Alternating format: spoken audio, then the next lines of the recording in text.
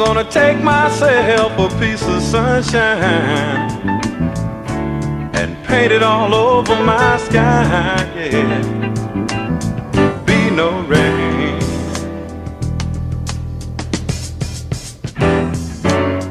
Be no rain.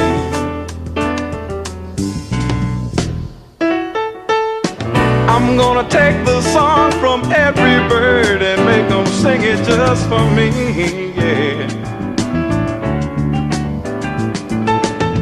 Birds got something to teach us all about being free, yeah. Be no rain.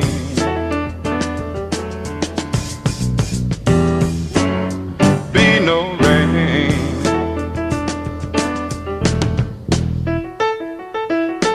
And I think I'll call it morning from now on.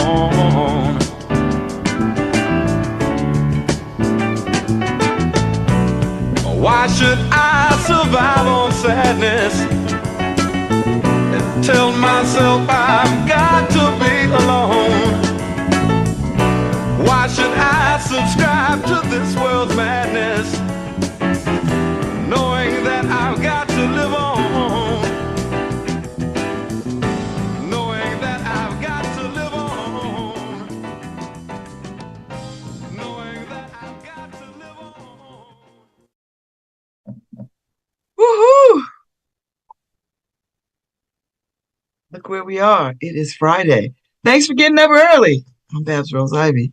This is LoveBabz Love Talk. We are up early, beautiful people. We are up early.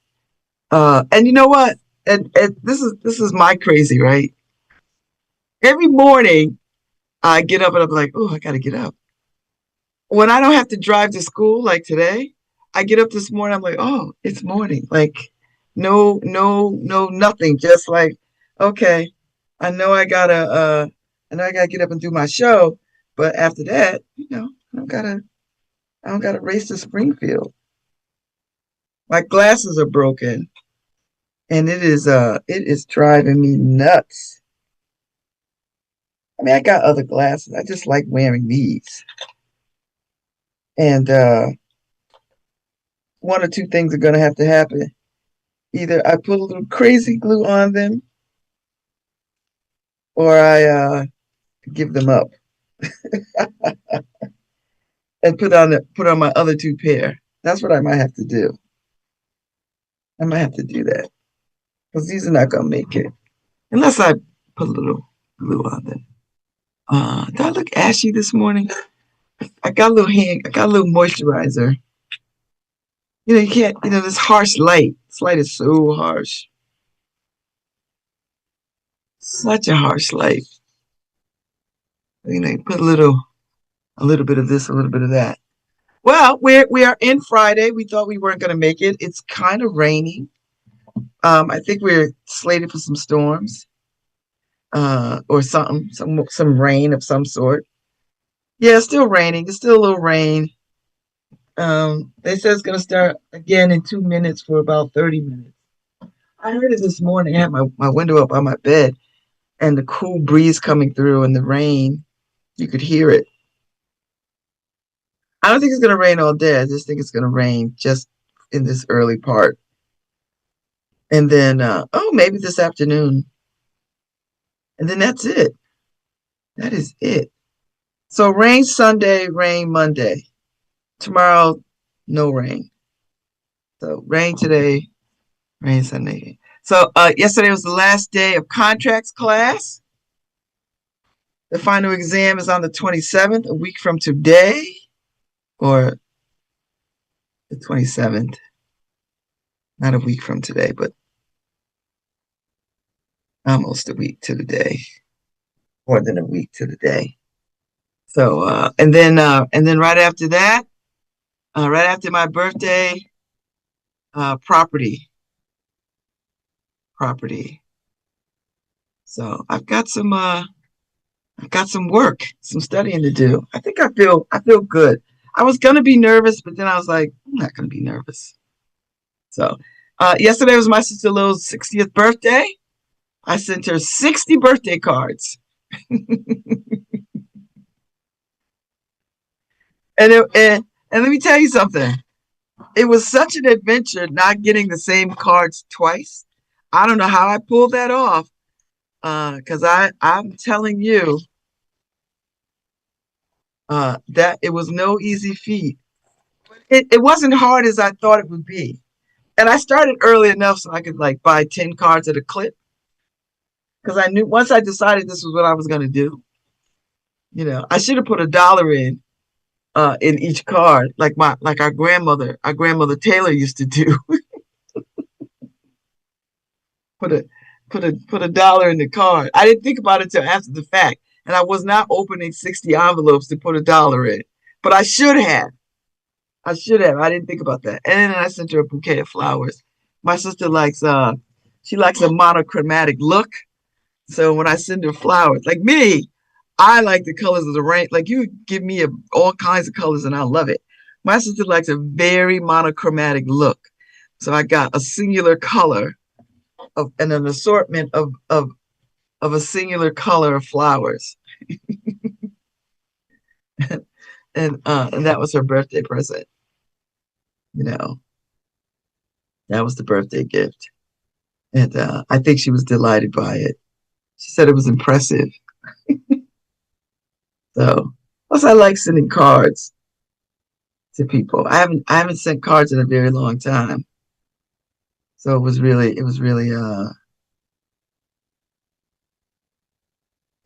nice to do.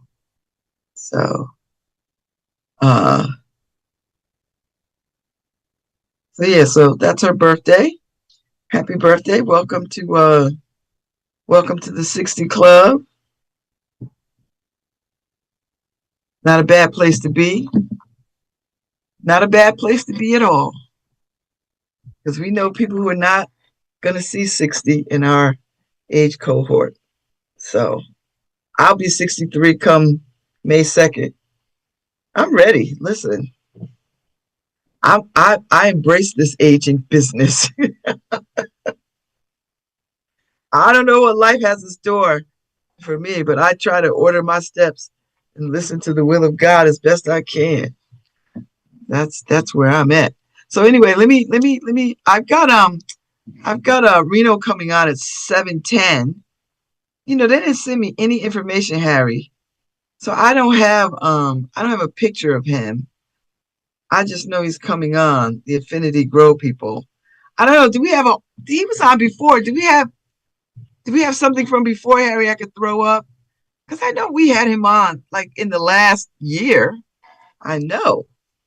So if you got something, send it to me because I'm at a loss. I could just go back through your messages, your texts, and see what's there. But you know, I mm, I'm at a loss. I am at a real, real loss. So anyway, he's coming on to talk about, the dispensary business in Connecticut. What's happening? I'm sure there's some legislative movement or something. Something's going on. But anyway, he's going to come on and talk about that at 7:10. So it'll be a good conversation. And I know some cannabis folks. I know Kibra. I don't know if she would get up early to come talk to me, but I could ask her, "What's happening, girl? What's happening?" So we'll see what's happening. Um, yeah. So registration starts for the next year of law school. That opens at 9 o'clock. And they were like, be prepared for the system to crash. I ain't worried about it because at 9 o'clock, I'm logged in. I'm not moving. My computer's gonna stay up. I'm not moving because I want all the classes that I want. I don't want to be waitlisted. I want to get what I need. So I think I shall prevail. Um, I'm taking civil procedures again. I'm taking crim law. I'm taking oh gosh, I have a whole thing. Mindfulness and then some writing courses for the summer. And I'm taking domestic violence in the fall. Domestic violence. I knew something about that. So anyway, and speaking of domestic violence, I mean, you don't know what people will do. Uh,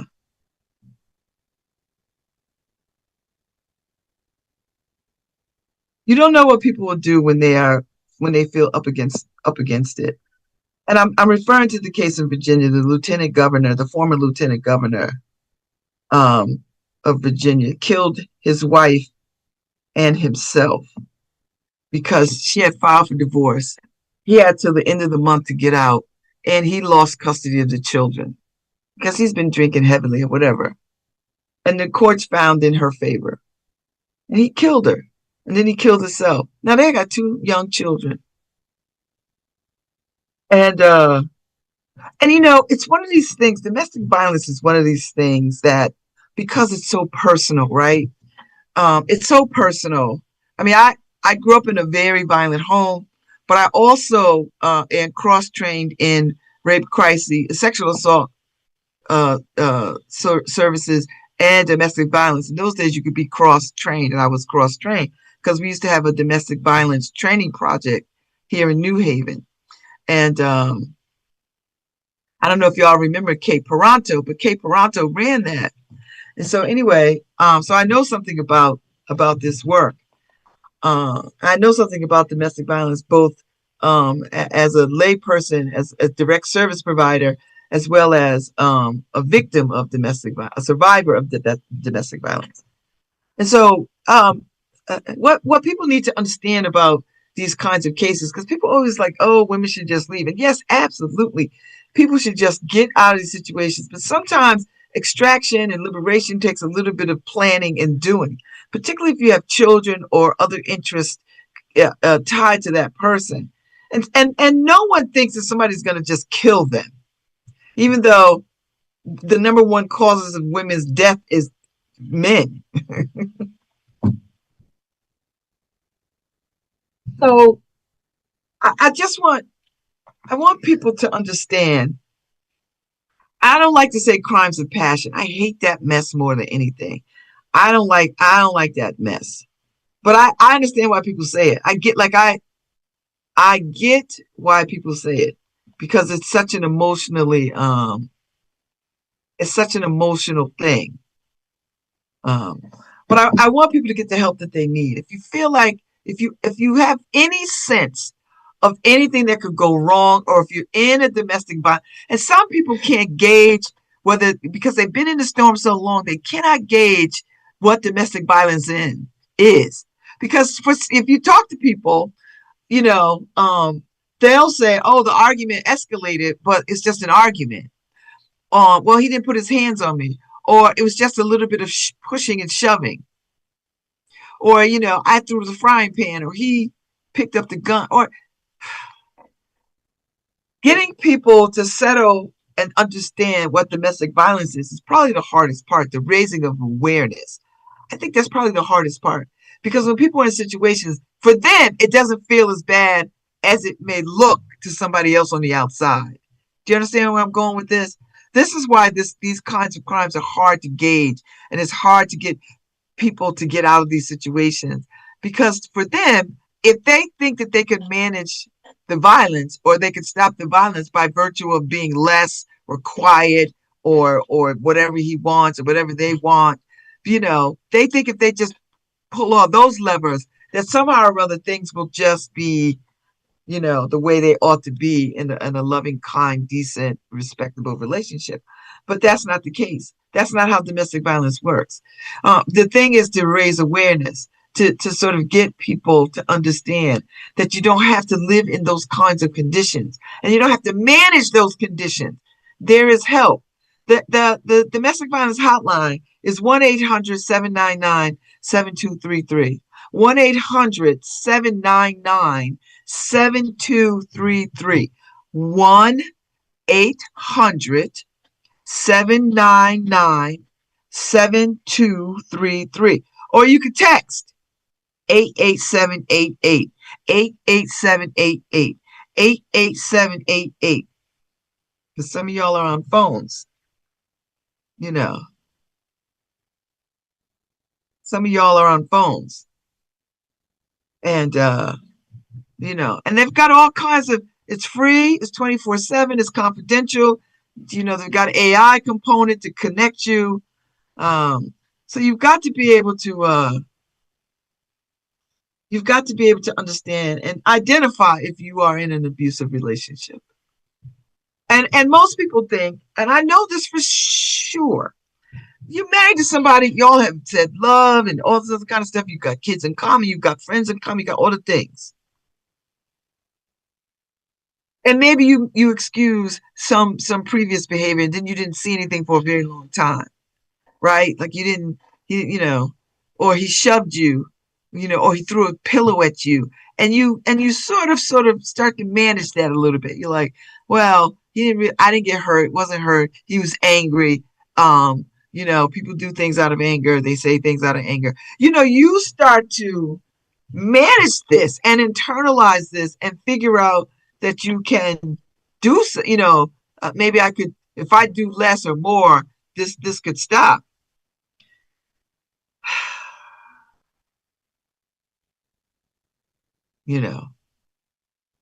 Listen, if he's telling you you never do anything right, or I'm going to say if they're telling you that you never do anything right, because abuse goes both ways. Domestic violence is not just men on women. It's women on men. It's lesbian. It's gays. It's all the stuff. It's all the things. Anything that you can imagine can have domestic violence component to it. So, they're telling you that you never do anything right. They're showing extreme jealousy of your friends or time spent away from them, right? Preventing or discouraging you from spending time with others, particularly friends and family or members or peers. There's this isolation component to domestic violence. I don't want you to have any friends, or why do you want to hang out with them? Or they ain't nobody. And particularly married women. Oh, you want to hang out with single women? Why you want to hang out with single women? You ain't a single woman. And then if you hang out with married friends, oh, you're gonna be over there telling our business. See, it's always gonna be something. It's always gonna be something. Insulting, demeaning, or shaming you, especially in front of other people. And I've seen this behavior in people. I've seen it.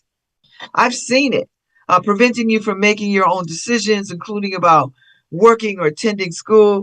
Do you know how many people I've heard say, I'm in a class right now with the woman, had her husband not died, she would not be in law school because she always wanted to go to law school. And she said he forbade it. I said, forbade? Like FORBADE? Like, what do you mean huh? She's like, yeah, he forbade it. I was like, girl. But he died. And as soon as she died and cleared out of state, guess what she had? We in law school together.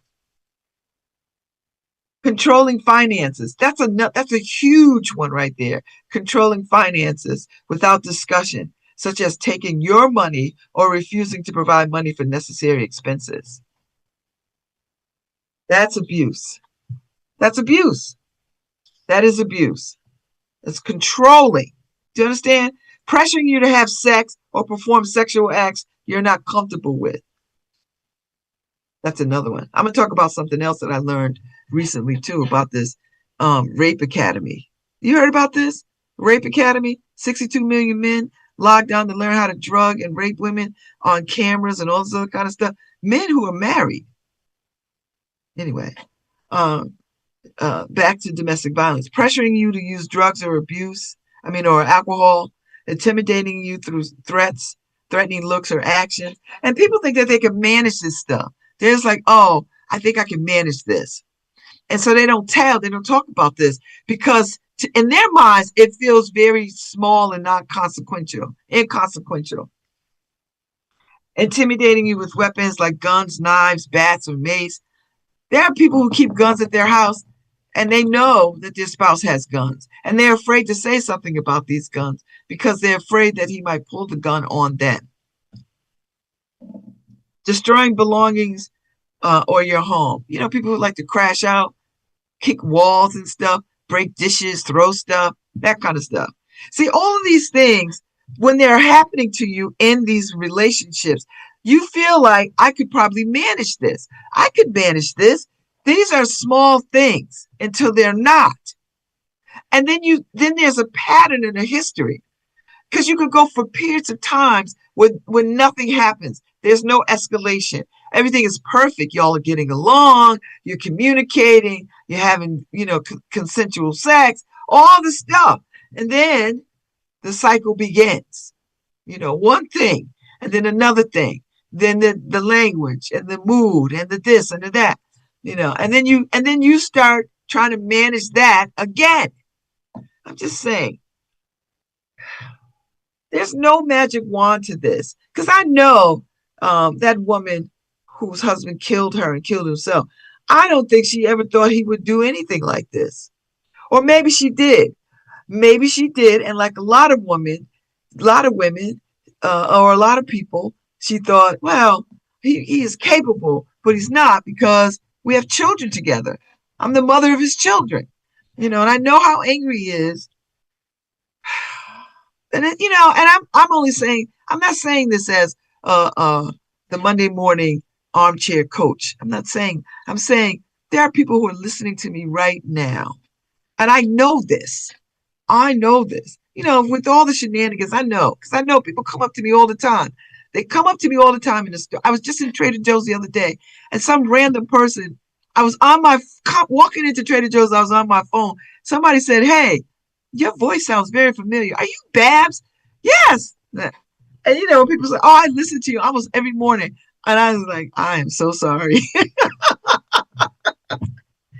But they said something that said, they heard me talk about something and they were so inspired by it. And I thought, all right. So hear me, all the people that are listening to me this morning. If you know anybody, if you got a hint, because some of us have seen hints. We've got a small look-see into some things that made us feel uneasy. And sometimes you don't know how to approach somebody that you care about when you see them in these domestic violence situations. Now listen. I'm not telling you to take your little ass nowhere and get between nobody and their issue. That's not what I'm suggesting here. What I am suggesting is you slide somebody a note. You gather a little bit of intel for them and you slide them a little note and say, listen, if it gets hectic or whatever, I know you could call these people, you call this, you do this, you do this. And then, and if they're willing to talk to you about it, you talk to them and you guide them toward some supportive services. But by no means do you put yourself between somebody and somebody. Don't do that. I'm not telling anybody to do that mess. What I'm telling you to do is there are all kinds of ways to get information to people that could be a benefit to them, that could help them. That's what I am inviting you to do. Don't be trying to be Captain Save-A-Ho. Don't do it. It's dangerous. Dangerous. And we've seen so many instances where people try to get themselves involved in people's domestic violence. I mean, even police officers, for God's sake, go to domestic violence calls and some of them get shot or killed because they walk into situations, that are just explosive and out of control. So don't put yourself in harm's way. Do what you can.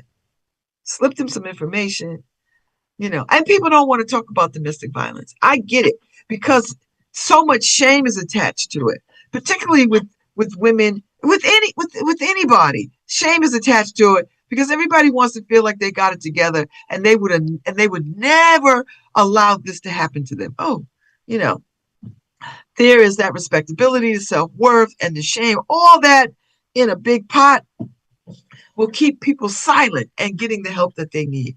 So I'm just here to tell you, there's help out there. There really is help out there. There is help out there.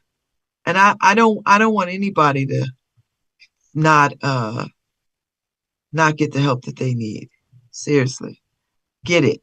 Because these children got to deal with, somebody's got to raise these children.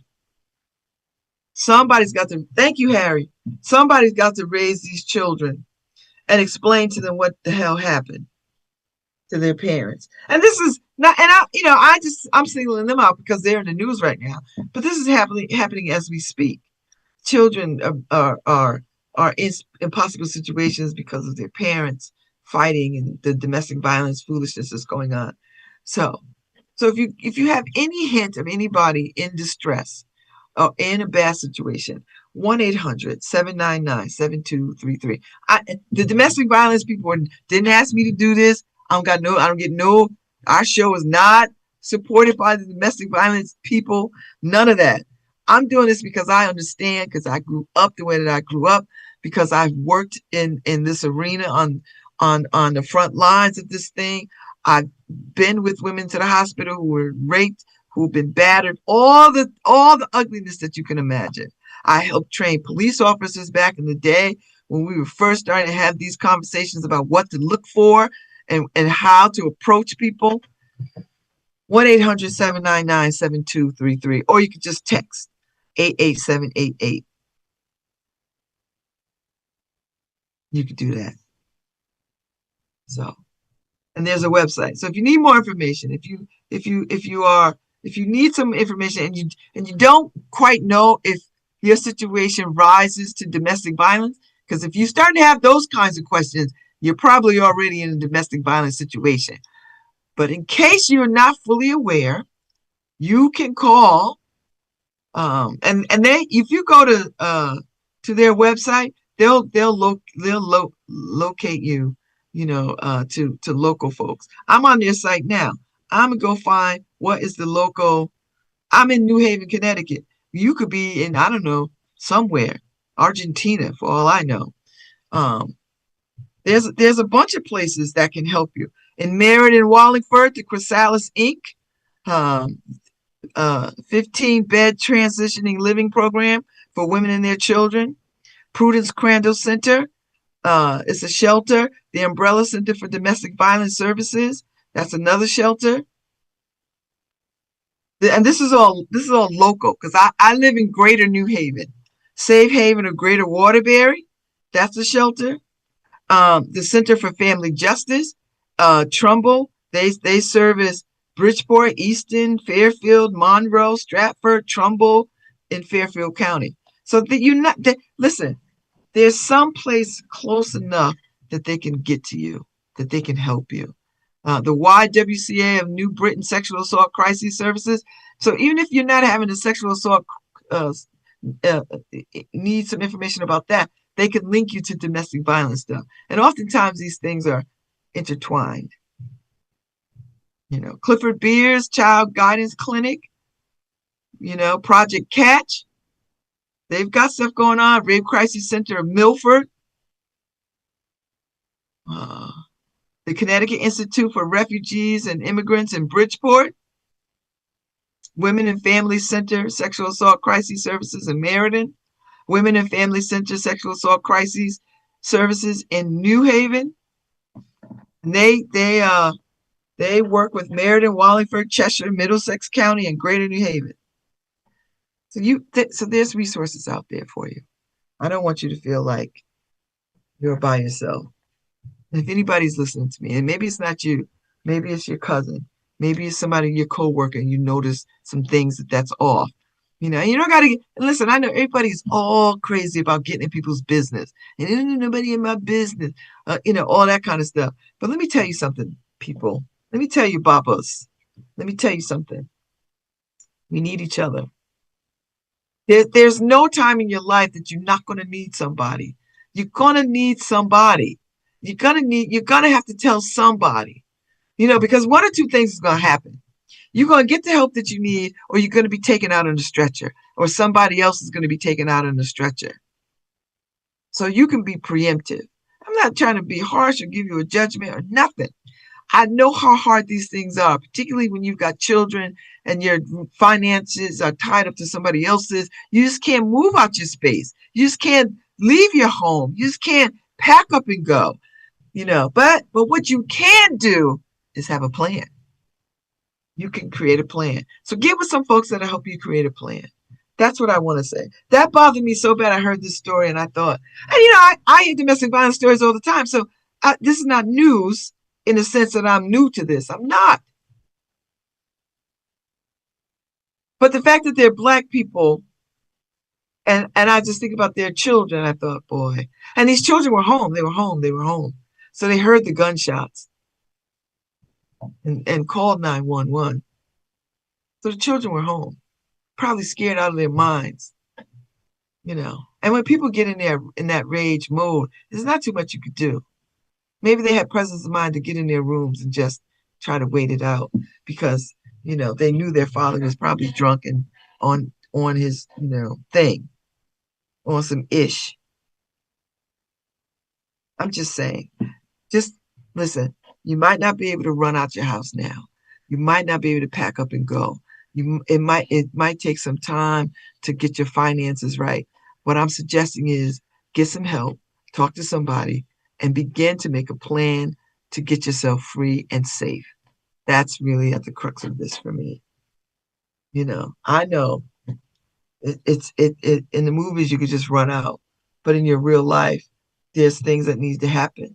You got kids in school and you got a job and all the things, and it's just not, sometimes it's just not feasible to just run for your life in the immediate moment, but you can make a plan to run for your life. You absolutely can make a plan. And so that's really what I wanted to say about that today, because that bothered me so much. And it's not even, I don't even know if this is domestic violence month, where you raise some awareness. We're just gonna raise some awareness anyway. We're gonna raise some awareness anyway, and that's what we're gonna do. So uh so yeah. So if you know anybody, or if you got an inkling of somebody, or if it's you, yeah, Harry, it is sad. Make a plan. Make a plan to run for your life. Got to do it. Because sometimes you can't, you just can't pack up and go. You just can't, I mean, you could run, but then you got to go back because you got to take care of stuff. Stuff got to be handled. What are you going to do with your children if you have children, school situations, work situations, all the things. I mean, listen, I grew up in a very violent house and we went to school. There was no social worker came by the house to talk to us. My father would get in a rage on the weekends and we always knew because he was if he showed up on a Friday, we were going to just, by Sunday, he was going to be a pain in the ass. And he was. Or he would be gone all weekend and he would come back Sunday night, be drunk, and he would start that foolishness. Yes, Domestic Violence Awareness Month is in October. That's absolutely right. Thank you, thank you, thank you, Lo. Um, and so we've spent a lot of nights running out of our house. And for us, we had neighbors who looked out, but we had an aunt who lived, on the other across the way in our development. So we would always run to her house, and then we'd stay there overnight, and then we'd go home in the morning, get dressed, and go to school.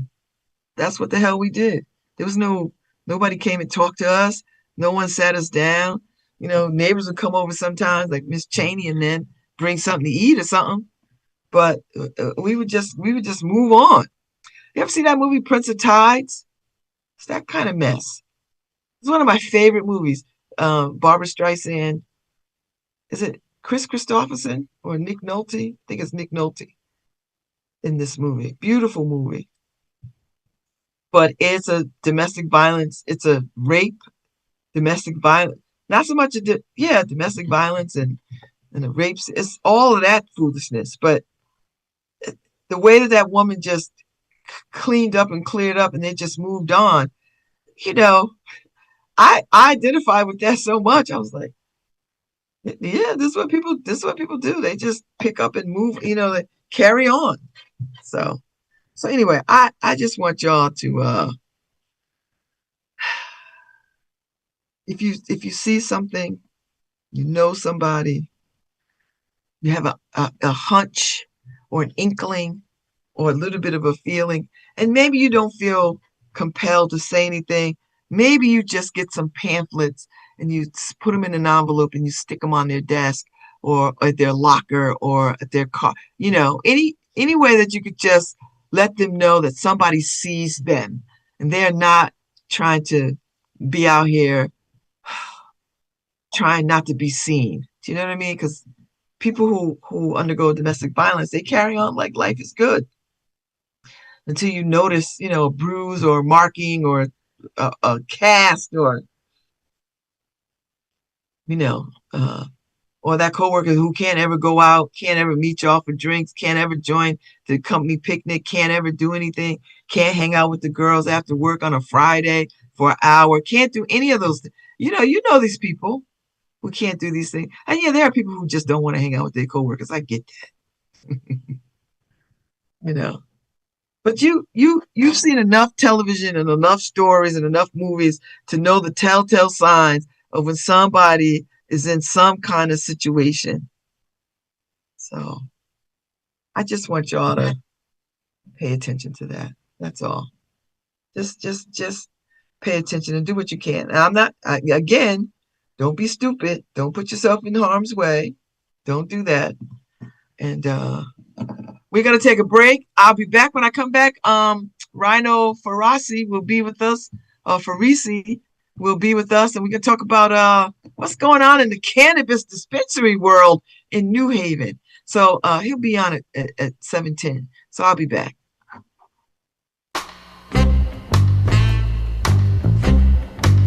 Hi, this is Babz Rawls-Ivy from New Haven, Connecticut, and you're listening to WNHHLP 103.5 FM, streaming live at newhavenindependent.org. Brown-skinned girl on the other side of the room. Brown-skinned girl staring with her brown eyes. Ooh, baby, don't you know you're a cutie pie? Princess little honey with a polka dot dress on. Ruby lip lady whose name I don't know.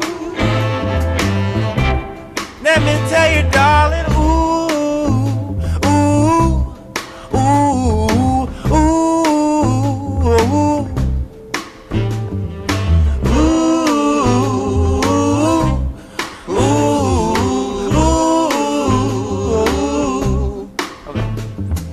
brown-skinned girl with the white pearls round her neck.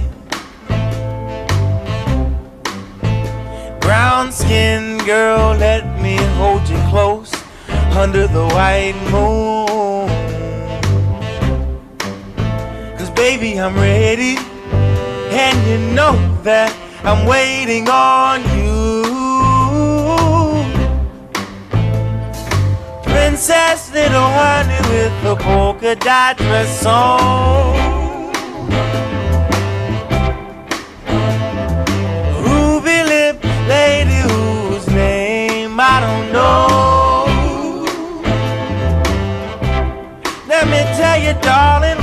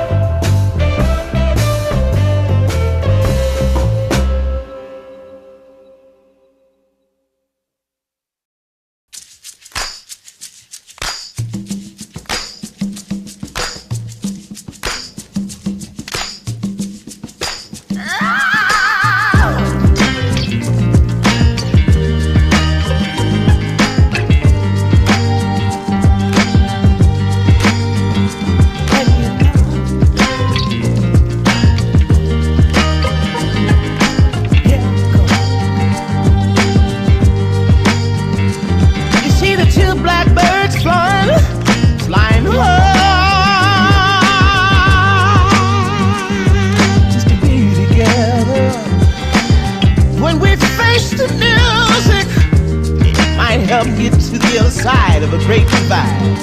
Fly together. Well, that's the Grandmaster War. That's the war.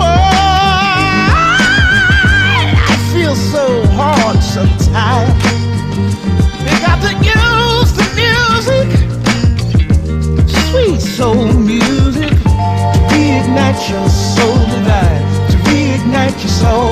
Cause life is more than a love song. It's more than a fantasy, more than a little bit. This life is more than a dream, y'all. It's more than a fantasy, more than a little bit. So take your time and realize, fly.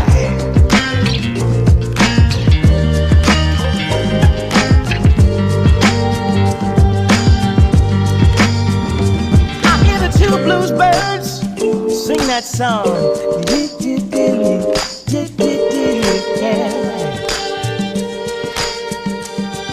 My respects to the Grandmaster for the line. Such a pretty thing, how the melody abides. But life is more than a love song. It's more than a fantasy, more than a little bit. This life is more than a dream, y'all. It's more than a fantasy, more than a little bit. This life is more than a love song. It's more than a fantasy, more than a little bit. I'm through the door now. See the sun shining. More than a fantasy, more than a little bit.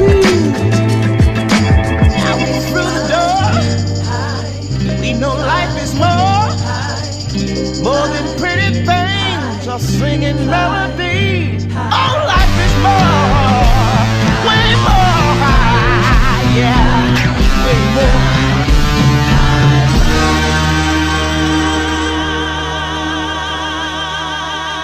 Why, when the thunder sounds and you see the lightning almost touch the ground, you hear a voice sometimes by any child sing, fly together, fly together.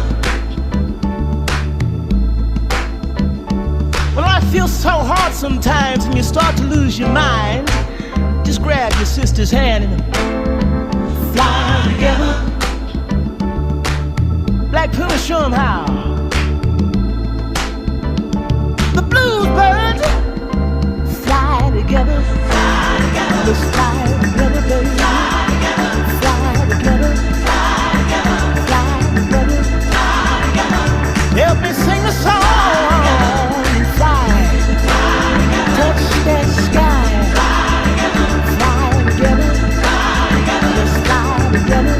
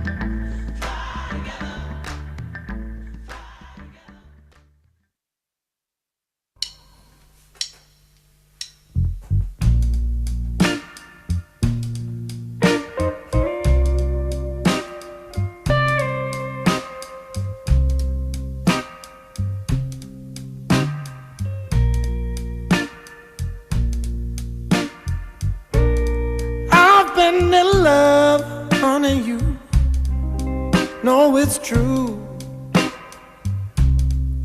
Once since that day I first laid my eyes on you. Love is a crazy game, baby. It's how I feel. To make you walk so high that it takes so long to heal. So please, won't you stay with me?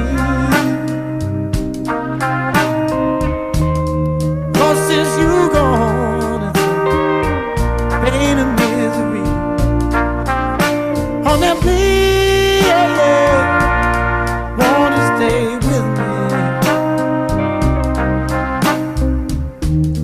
'Cause since you gone, it's pain and misery. Sometimes I curse that day when you came along.